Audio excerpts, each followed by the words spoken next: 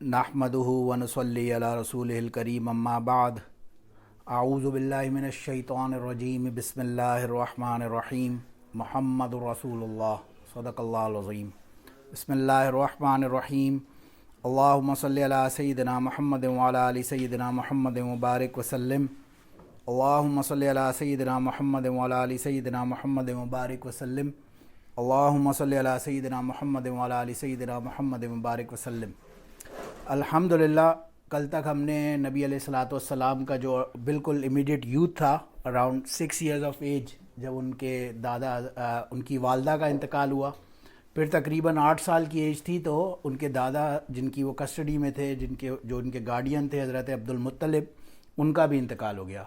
Now इनकी जो guardianship थी वो चली गई हज़रत अबू तालिब के पास, जो इनके चचा थे।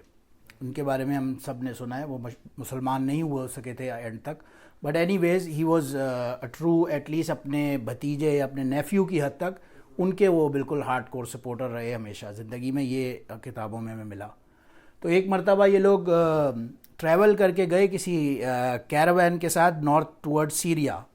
वहाँ इनकी मुलाकात एक वहाँ के किसी प्रीस्ट से हुई इस तरह। वो प्रीस्ट नॉर्मली अपने कैथीड्रल से बाहर ही नहीं आता था, नॉर्मली अपने कैथीड्रल में ही रहता था। बट ये काफ़िला जब उसने सुना मक्का से इस टाइम पे एक पर्टिकुलर काफ़िला आया है, ये अबू तालिब जो थे ये इस काफ़िले को लीड कर रहे थे, तो ही कॉल्ड देम कि आओ हमारे साथ फीस्ट पे एक डिनर करो हमारे साथ। सबको उसने इनवाइट किया, मक्का वालों को, आओ हमारे साथ डिनर करो।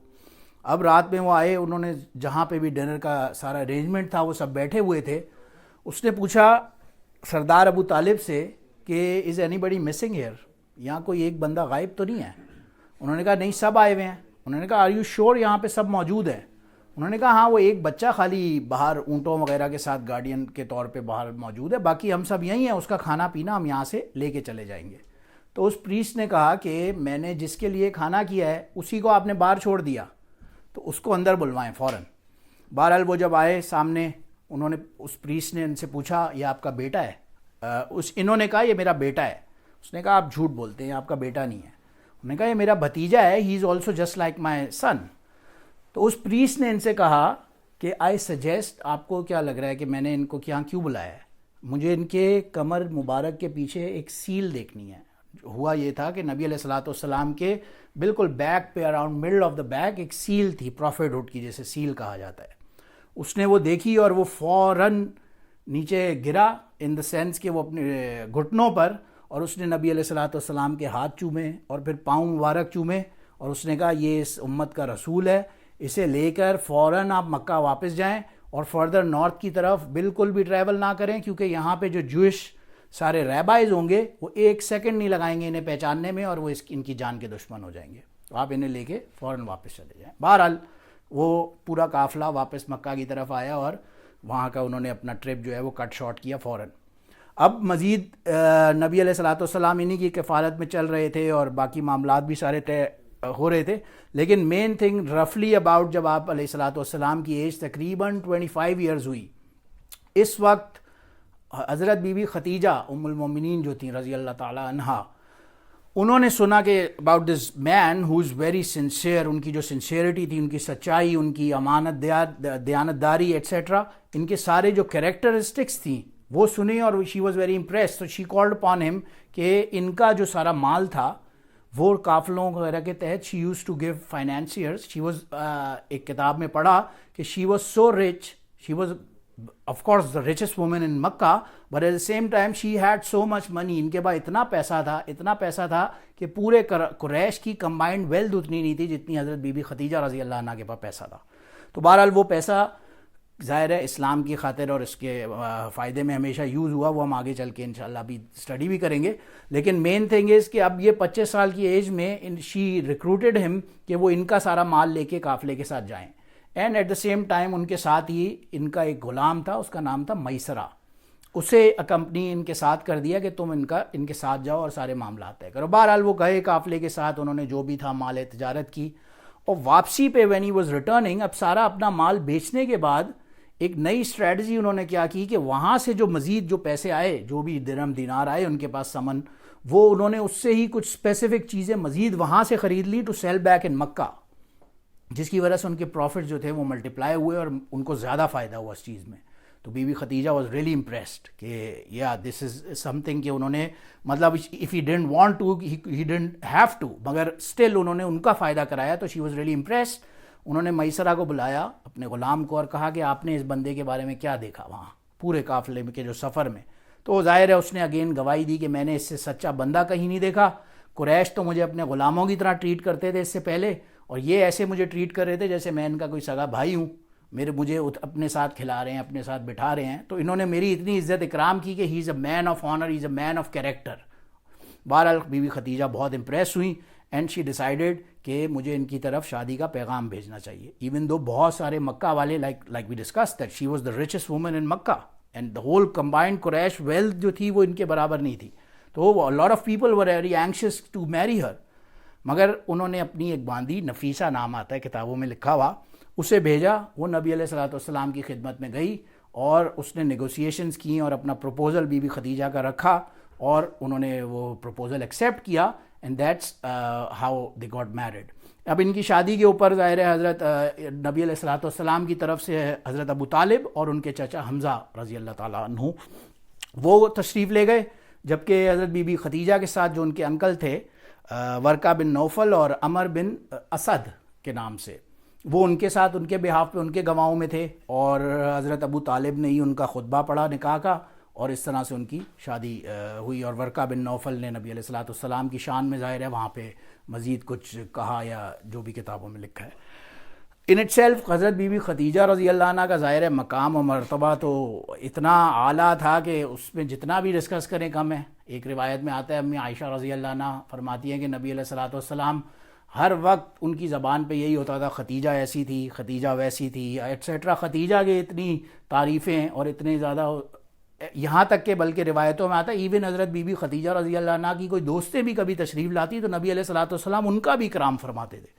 تو امی عائشہ رضی اللہ عنہ شی آسکڈ ہم ون ڈے کہ ایسا کیوں ہے کہ ان کو تو گئے ہوئے ایک بوڑھی خاتون جن کی جب آپ سے شادی ہوئی تو شی واز 40 ایئرس, اب ان کو آپ یاد کر کر کے آج کیوں, شی واز کیوریس.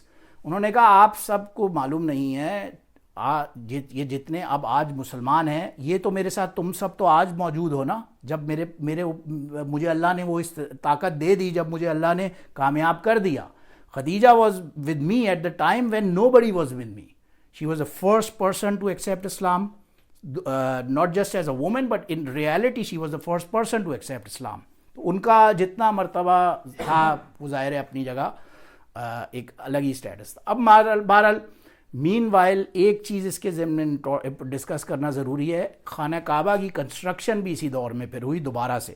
قریش نے یہ ڈیسائیڈ کیا جو خانہ کعبہ تھا وہ بہت زیادہ بوسیدہ حالت میں ہے تو اسے ریکنسٹرکٹ کیا جائے. The issue was there were few things. First of all خانہ کعبہ کی جو کنسٹرکشن ہے وہ میسنری کی بنیاد پر برکس سے ہوئی ہوئی ہے, جبکہ قریش کے ہاں جو گھروں بنانے کا نظام تھا وہ کلے سے ہوا کرتا تھا. تو they needed a lot of wood for that. They needed somebody who could specialize in masonry, جو ان کو اس wood سے اور اس طرح کی تخلیق بھی کر کے بنا کے برکس سے دکھائے. بہرحال اللہ کی شان اسی وقت ایک مکہ کے جدہ کے ڈاک یارڈ پہ کوئی شپ ریک ہوا اور اس میں سے ایمپل ووڈ برآمد ہوا اور قریش نے وہ سارا ووڈ وہاں سے خرید لیا. بٹ اس کے ساتھ ہی قریش نے شرط یہ لگائی کہ اس کنسٹرکشن کے دوران کوئی ایسا 2 نمبر کا پیسہ انوالو نہیں ہوگا. یعنی وہ قریش جو اس وقت مسلمان نہیں تھے, یہ وہ کافروں کی بھی انتہا کے کافر, لیکن یہ بات ان کو بھی معلوم تھی کہ حرام کا پیسہ اس خانہ کعبہ کی کنسٹرکشن میں نہیں ہوگا. اگر کسی عورت نے, کسی مرد نے کسی بھی فارم میں کوئی جوا ہے, کوئی انلیگل مینز ہیں, پروسٹیوشن ہے, کسی بھی طرح سے یہ پیسہ ارن کیا ہے تو وہ اس خانہ کعبہ کی کنسٹرکشن میں پیسہ نہیں ڈونیٹ کر سکتا. اس میں 100% صرف صحیح طرح سے جو حلال پیسہ ہوگا وہ بندہ پیسہ لگا سکے گا. بہرحال اللہ کی شان ہوا یہ کہ یہ پیسہ مزید تھوڑا سا شارٹ پڑ گیا, اب ظاہر ہے کیونکہ اتنی زیادہ اس کی ریکوائرمنٹس تھیں. تو بہرحال انہوں نے جب کنسٹرکشن کی تو ایک حتیم کا ایریا آج جو مکہ میں جائے وہ دیکھ سکتا ہے. جو حتیم کا ایریا آج ہمارے سامنے اوپن ہے وہ اسی وجہ سے ہے کہ there was a shortage of funds at that time so much کہ اتنی کنسٹرکشن ہوئی اور باقی کچھ ایریا ان کے پاس پیسے ختم ہو گئے تو انہوں نے اسے اوپن چھوڑ دیا. وہ آج بھی بہرحال اللہ کی حکمت ہے غالباً کہ ہم جیسا کوئی بھی جائے ہمیں توفیق مل جائے خانہ کعبہ کے اندر گویا نماز پڑھ رہے ہیں. تو اب کنسٹرکشن کے دوران اب باقی کام تو ہو گئے, لیکن اب خانہ کعبہ کو سب سے پہلے تو توڑنا شروع کریں اور گرائیں، یہ کون کرے؟ اب وہ ہیں تو بڑے کافر لیکن ڈرتے ہیں، خانہ کعبہ کی وال کو کون گرائے؟ تو وہ ایک سردار تھا ولید بن مغیرہ، اس نے کہا کہ میں بوڑھا ہو چکا ہوں، مجھے پرواہ نہیں ہے، میں جا کے توڑنا شروع کر. بہرحال اللہ کا حکم تھا، یہ ریکنسٹرکشن ہونی تھی. اس نے پوری وال کو گرانا شروع کیا، توڑنا شروع کیا. لوگوں نے دیکھا اچھا کچھ نہیں ہوا، اوکے.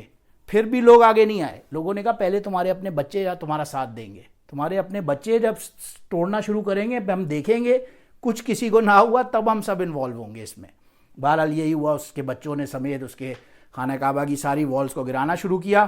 اور پھر سب لوگوں نے جب دیکھا کہ کوئی مسئلے کی بات نہیں ہے، سب انوالو ہوئے اور پوری والز گرائیں اور پوری ریکنسٹرکشن ہوئی. اینڈ دین فائنلی مشہور واقعہ ہم نے سنا ہے حجر اسود کا، جو حجر اسود اس زمانے میں ایک سیکرٹ سٹون آج بھی موجود ہے خانہ کعبہ کے بالکل کونے پہ. اس سٹون کو واپس لگانے کے لیے پھر لڑائی ہو گئی کہ اب یہ سٹون کون لگائے گا واپس. آپس میں ہر سردار یہ چاہتا تھا کہ یہ جو شرف ہے، یہ جو نوبل جاب ہے، یہ مجھے ملے کہ میں یہ پتھر اٹھا کے خانہ کعبہ میں لگاؤں.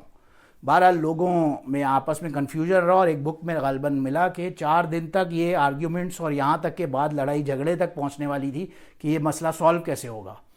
بہرحال پھر کسی نے عقل مند آدمی نے شاید غالباً کہا کہ اب ہم ایسا کرتے ہیں اسے ریزالو کرنے کے لیے، کل جو بندہ سب سے پہلے خانہ کعبہ کے دروازے پہ آئے گا وہ بندہ ڈیسائیڈ کرے گا، we will give this authority to ہم، کہ وہ ڈیسائیڈ کرے کہ اس پتھر کو کون لگائے گا اور کیسے لگے گا. یہ اللہ کی شان. وہ اگین حضور علیہ الصلوۃ والسلام ہی خانہ کعبہ کی دروازے پہ فرسٹ شخص تھے جو پہنچے اس دن، اور سب لوگوں کو ان پہ ویسے ہی اعتبار تھا کیونکہ he was known to be the biggest صادق اینڈ امین of Mecca the whole world اور دا ہول یونیورس. تو لوگوں نے بالکل خوشی خوشی انہیں یہ اتھارٹی دے دی کہ آپ ڈیسائیڈ کریں. اور ظاہر رسول اللہ صلی اللہ علیہ وسلم کا بھی اپنا ایک ویژن تھا، اپنا ایک بردباری اور حلم تھا. انہوں نے تمام سرداروں کو کہا، ایک چادر لی، اس پتھر کو اس پہ رکھا اور تمام سرداروں کو بولا کہ you can just pick it up from your corners. سب نے اپنا اپنا وہ کپڑا اٹھایا اور لے جا کے بالکل خانہ کعبہ مبارک کے پاس رکھا اس کپڑے کو. اور پھر نبی علیہ الصلوۃ والسلام نے خود وہ پتھر اٹھایا اور اپنے ہاتھ سے اسے دوبارہ رکھا جہاں پہ اس کو رکھنا چاہیے تھا، اور بہرحال اسے پھر فکس کیا ہوگا، واللہ عالم. تو مین چیز اس کے جو بڑے سے بڑا کانفلکٹ بھی تھا، ایون کفار کے ٹائم پہ بھی اسے ریزالو کرنے کی اگر کوئی ماسٹر ہمیں کتابوں سے نظر آتا ہے تھے اس زمانے میں، تو وہ صرف اور صرف رسول اللہ صلی اللہ علیہ وسلم کی ذات ہی تھی. پھر فائنلی آگے چل کے ان کے بچے ہوئے، نبی علیہ الصلوۃ والسلام کی جو پروجنی تھی، اس میں بھی اگین حضرت بی بی خدیجہ رضی اللہ عنہ کا جو مقام اینڈ اسٹیچر تھا کہ نبی علیہ الصلوۃ والسلام کی جتنی بھی اولادیں تھیں ان میں سوائے ابراہیم کے تمام کی تمام حضرت بی بی خدیجہ رضی اللہ عنہ سے ہی تھی. آپ کے سب سے پہلے بیٹے قاسم، پھر آپ کے دوسرے بیٹے عبداللہ، جن کو لقب کے اعتبار سے کبھی طیب اور طاہر بھی کہا جاتا ہے. ایک کتاب میں ملا غالباً لکھا ہوا کہ حضور علیہ الصلوۃ والسلام عبداللہ کو طاہر پکارا کرتے تھے اور حضرت بی بی خدیجہ رضی اللہ عنہ جو تھیں وہ طیب پکارا کرتی تھی. دیٹس ہاؤ ان کا لقب جو تھا، ان کے جو ٹائٹلز تھے وہ طاہر اور طیب بھی بن گئے. بہرحال ہز نیم واز عبداللہ. تو اینی ویز قاسم کا انتقال، جو بڑے بیٹے تھے ان کا انتقال غالباً روایات میں لکھا ہے کہ 6 یا 7 سال کی ایج تھی جب ان کا انتقال ہو گیا، اور رفلی عبداللہ کا بھی انتقال اسی ینگ ایج میں ہی ہو گیا. اور جو تھرڈ بیٹے تھے آپ کے ابراہیم، وہ حضرت بی بی ماریہ قبطیہ رضی اللہ عنہ سے تھے. وہ بالکل انفنٹ، بالکل نومولود ایج میں ہی، حالت میں ہی انتقال ان کا ہو گیا. اور پھر آپ کی 4 بیٹیاں رقیہ زینب، رقیہ کلثوم اور فاطمہ رضی اللہ عنہم، یہ ساری کی ساری 4 بیٹیاں بھی آپ کی حضرت بی بی خدیجہ رضی اللہ عنہ سے ہی پیدا ہوئیں. تو یہ ان کا شرف تھا، ان کا مقام تھا، اللہ نے انہیں قبولیت دی. اور آج بھی ظاہر ہے ہسٹری کی ساری بکس میں آج بھی ان کا نام اسی طرح سے چلتا ہے. Last but not least finally پھر رسول اللہ صلی اللہ علیہ وسلم کی 40 سال کا جو ایج جب ہوئی تو نبوت کا ان پہ سٹارٹ ہوا. لیکن اس نبوت سے پہلے بھی آپ کو بہت سارے ڈریمز آیا کرتے تھے. امی عائشہ رضی اللہ عنہ فرماتی ہیں کہ آپ کے ڈریم ایسے ہوا کرتے تھے جیسے کہ یہ سورج کو کوئی دیکھ رہا ہو، یعنی کہ ایسا واضح ہو کہ اس میں کوئی شک یا ڈاؤٹ کی بات ہی نہیں ہو. آپ نے آج یہ ڈریم دیکھا کہ یہ ایسے ہوگا، اور صبح اگلا دن شروع ہوگا اور وہ پوری چیزیں ایسی ہی ہو رہی ہوں گی. تو آپ کو جو وحی کا ایک فارم تھا وہ نبوت سے پہلے بھی کسی نہ کسی فارم میں آنا شروع ہو گیا. تو اب انشاءاللہ نیکسٹ سیشن میں ہم ایکچوئل وحی اور نبوت کے اوپر آتے ہیں. یہ تھوڑا سا بیک گراؤنڈ کے ضمن میں ڈسکس کرنا ضروری تھا. کل آج تک کے لیے اتنا ہی. وآخر دعوانا ان الحمدللہ رب العالمین. سبحان ربک رب العزت عما یصفون وسلام علی المرسلین والحمدللہ رب العالمین.